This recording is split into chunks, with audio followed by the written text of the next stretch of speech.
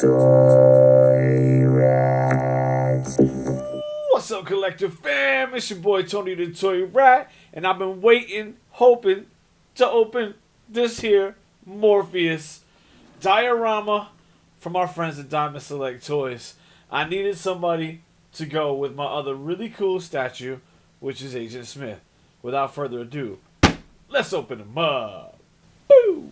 Alright, got my handy dandy scalpel tool here. Gonna pop open all of my areas where the plastic is. Guys, you know I'm not box keepers, but this is a pretty decent sized box. If you are a box keeper, just letting you know up front. Bang bang, Matrix baby. Can you hear the music? Every single time I think about the Matrix, I hear the music. My buddy Cannon Doll X was the same exact way. I asked her about it. She said, right away, you say the Matrix and you can hear the music in your head. Alright. Woo! It's a heavy one. It's a heavy one. Alright, let me set this down here for a second. Now, you guys know this is just a straight white box. You know what that means.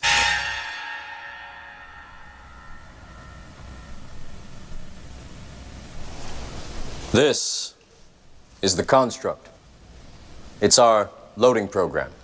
We can load anything from clothing to equipment, weapons, training simulations, anything we need.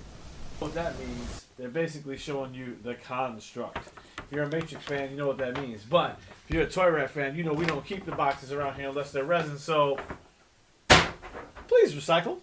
Alright, cool. Let's crack open the Morpheus. Alright, this is one of those suction cup boxes, or containers, so we don't have to worry about too much. Just pull apart, which I really like that they started doing that. Comes out in two little pieces, nice and easy. And of course, these are plastic, so do us all a favor, everybody, and recycle that as well. Woo! So now it's time to turn on some lights in here so we can see a little bit better what we're looking at. And first looks, woo! Are you looking alongside with me, y'all? Are y'all looking alongside with me? Just check that out. Okay, so you know what it is. We're going to talk about the portrait. We're going to talk about the stance. We're going to talk about everything. But before we get to that, you know we got to do the full body spin. That's what we do. All right, so this is Morpheus. Red pill or the blue pill? This is your last chance. After this, there is no turning back. You take the blue pill, the story ends. You wake up in your bed and believe whatever you want to believe. You take the red pill, you stay in Wonderland, and I show you how deep the rabbit hole goes.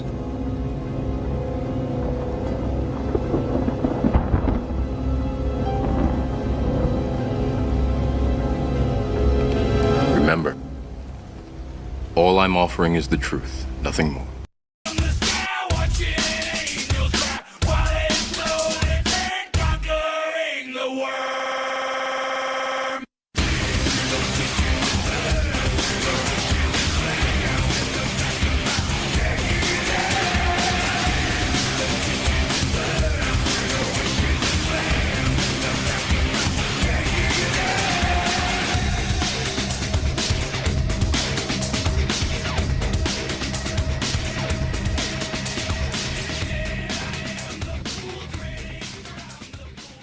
Alright, Collector Fan, we're back. Quick fun fact in case you wanted to know. Matrix was the very first DVD I purchased, and now nobody uses DVDs, so that tells you something, your boy is old. Real quick, let's get into the housekeeping. Everybody seems to like this a lot more when I correctly tell you how big or not big something is. So I'm showing this to the screen right now. You can see you need to keep at least 12 inches clearance because his jacket, his leather jacket, which is dope by the way, is flared out all the way. So in Heightland, you can see here, his head hits right at 12, but his fist, let me come around the corner here, because his fist is higher up than 12. See that? Well, it's just at 12. Look at that. So if you want to give clearance on anything above the shelf, I like to give the 1 to 2 inches. And then width-wise, internally, it looks like we have minimum 8 inches. All right, so he is just about 1.5 pounds, 2 pounds, maybe just slightly more than that. He's a little heavier weighted. I can appreciate that. You can check out the bottom piece here. They mostly have it in this segmented place here, but it's a lot heavier than your typical. That's for sure. You can't see exactly where he's pinned down because he's actually jumping off this piece back here. You can see where his foot is, and his knee and his calf are sort of ankled into this flying motion that he's in right now, which is really cool. So, you saw me open it up. This is the first time I've had an opportunity to take a look at it, hopefully right alongside you guys. I don't know if you have before. I have seen I have seen a couple of other reviews where this is concerned. Got to put on the old man glasses. Sorry about the rings that get around the eyes when I do this, but I can't see much if I don't do it. So, first thing to note for me, I don't know that this was built off any particular scene. I cannot recall any scene off the top of my head where he is jumping through concrete and there's smoke billowing up behind him. But I do believe, sort of inspired by the movie, of course. I'm racking my brain. I've seen this movie 10,000 times, and I can't recall any point where this actually happened.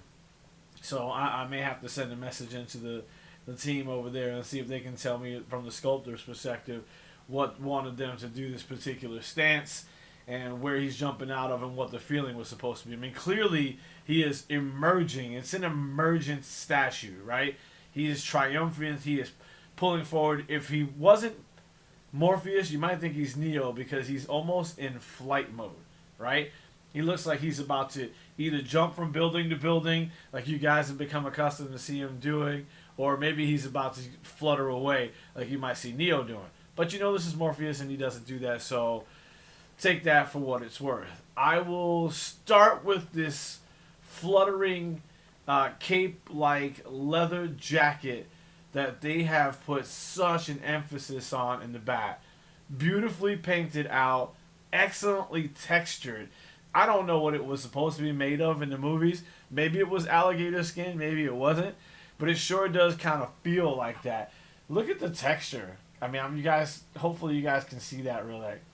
It's really well done. You rub your fingers across it, and you can feel that texture really well done. And this is a harder piece. Although this is movable and it has some flexibility to it, it's a much harder piece of plastic. I turn it on the inside here, and you can see where all the ribs are, very nicely cleaned out.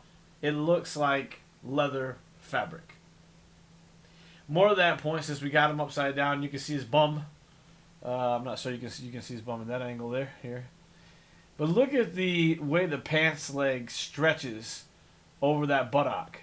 I think that's some real cool attention to detail, if you ask me. I really do appreciate that a lot. Okay? Moving around the body at this point. So there is also really great texture to his pants. He's got this sort of colored purple pant, this is an exact replica of the outfit that he wore during the movie. No doubt about that. So 100% nailed it on that front. Looks like Morpheus down to the glasses. We'll get there. But there is actual texture in the pants here. But where I get off, where it's sexy, to me anyway, is if you take a look at the wrinkles in the knee. Look at the wrinkles in the knee, right? I mean, it's so much really great attention to detail. It really does offer him a more fluid motion feel to the statue because of the level of wrinkles in the pants. Because that's what it would be doing in reality, right? Especially across the top here. You see the crotch area as the pants are being sort of stretched because he's got one leg foreshortened and up, and he's got the other one down and out. So you're going to see a lot of pull in the fabric through here. Check out that pull, the pull lines that are running through this fabric through here, man. I just, attention to detail turns me on. This is good stuff. I really enjoy it. I do a lot. Okay, let's take it back up all the way around to where the arms are, and again, it looks like leather. It looks like it's being pulled. It looks like he's stretching his arm back, and I can almost hear that kind of twist of leather feeling as he moves and he pulls punches and things like that. Same is up and along the back. You can see the ridges back here. See all that, guys? Hopefully you guys are seeing that anyway. And that leads all the way up to the collar, which is also flared out through here on both sides. So, man, just excellently done. The shirt is exactly the same, wrinkled in the appropriate spots. Fabric is being pulled at the correct locations, and I really enjoy that.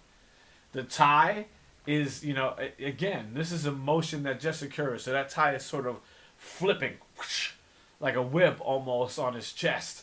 And that's kind of dope. And that bright green just kind of sets off the purple and the black that he's rocking with the patent leather shoes that are also really glossy black. Again, that's really well done. All of the clothing, top notch. I love the fists that they got balled up on both sides here. Again, one sort of punching up towards the sky element. The other one sort of lowering below, looking like he's getting ready to heave a punch, a haymaker at somebody. But take a look at the intricacy of the knuckles, all right, and the layout of where the fists are. And I think you'll agree with me, guys. They did a fantastic job where that's concerned. So I'm making my way up all the way to the top. Talk about it all the time. The portrait, the portrait, the portrait. It's always about the portrait. It's always about the portrait. Does this statue look like the character it's supposed to look like? Does it? Does it? Yes. Yes. It looks like Lawrence Fishburne. I happen to have an authority on that. I was trying to get him on the video, Lawrence Fishburne's brother, but he did note that this does look like his brother. So I can appreciate that. I love the way they did the glasses. If I saw anything as a minor miss here, it would be here again. The way that the body is oriented, the way that he's flexing, the motion that's happening, there may not be enough in the portrait to portray the fact that all of this action is occurring. I might have wanted to see some teeth, something that made him grip more, something in the face that made him more active. If you look at this face portrait right now, yes, it absolutely looks like Lawrence Fishburne. It absolutely does. And there are points during his fight scenes where he has sort of a stoic look. So I might be able to forgive that as well. But if you compare it to the Agent Smith statue, I think that's, where you see there's been a little bit of difference work there. The Agent Smith statue and the Morpheus statue both have the same facial expressions, which is almost none. Let me pull that up for you guys so you guys can take a better look. This has been a minute since we took a look at this statue, and now we can put these two together. And we've got the Morpheus statue, which he's jumping up and out of, and we've got the Agent Smith with the, hyper glowing super speed arms. And I think both of them together are awesome. Now, Morpheus is set upon, again, inspired base, but I'm not sure where it's from. Whereas we knew for sure this was a subway station when we were talking about Agent Smith down here, right? There are not enough little signs like this numbered sign, this number 3, which is off the train station that got blew up by the punches. There's nothing here to signify that on his diorama. So other than the smoke and the debris that's hanging around, I just got to say we got to focus on the character himself. Character came out fantastic. Definitely a 3 cheese statue for me. I like probably the Agent Smith a little better because from a character embodiment standpoint, I feel like it locks in tighter, especially the movie scenes themselves. So this doesn't really accurately reflect a specific movie scene that I can recall, but this one does. Both of them are awesome. And if you're collecting the Matrix, and why wouldn't you be collecting the Matrix? Of course you're collecting the Matrix, right? So if you're collecting the Matrix, you're going to have to get them all. They're going to look fantastic side by side. You can see that right here. There's Morpheus. There's Agent Smith. I love them both. I think it's definitely worth the money. I really appreciate the attention they detail that they supplied for us, specifically with the clothing.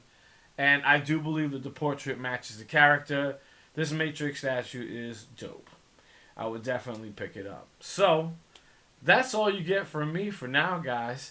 I really do appreciate you hanging back and taking a look at Morpheus with me. Hopefully this is something you pick up, add to your movie collection, statues, and you tell me how you got it placed in your space. Okay, guys, as become accustomed to our segments, please check out this artwork from The Matrix from our friend Brian C. Roll. He's got this and plenty of other pop culture art, so check them out at odysseyart.com. Until then, this is Tony the Toy Rat, and I am out.